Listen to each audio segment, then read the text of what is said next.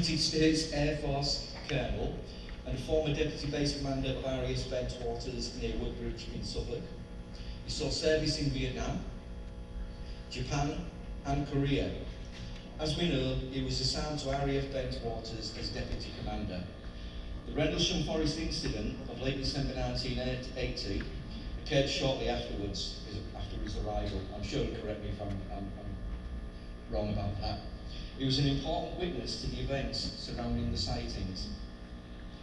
Many of us know the details behind the RFI. We are aware of dubious claims and inaccuracies by some, and indeed many are aware of the outright lies made by some individuals involved in what is known as Britain's Roswell case.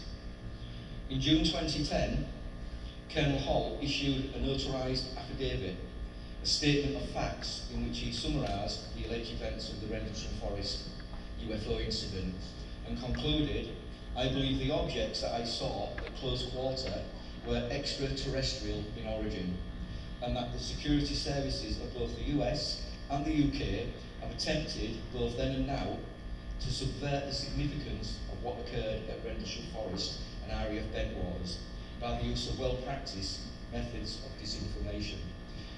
Believe me, ladies and gentlemen, this is one gentleman who will know that. So I understand he was actually in charge of security on the base as well. Exactly. So I asked Colonel Holt only yesterday what he believed the sightings were.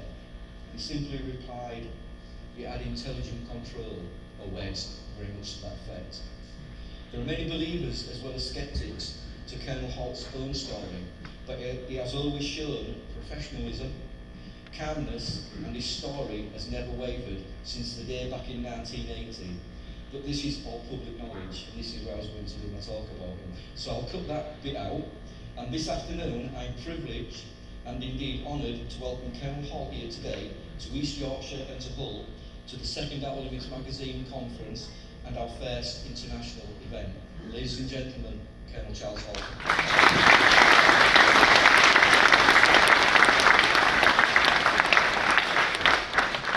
Thank you, Chris. I have to tell you one thing before we start. The experience I had was not unique. I say that because most of the people stationed at that area back in the 70s and 80s and early 90s have now retired and they've come forward. I know of at least 6 events that were very similar.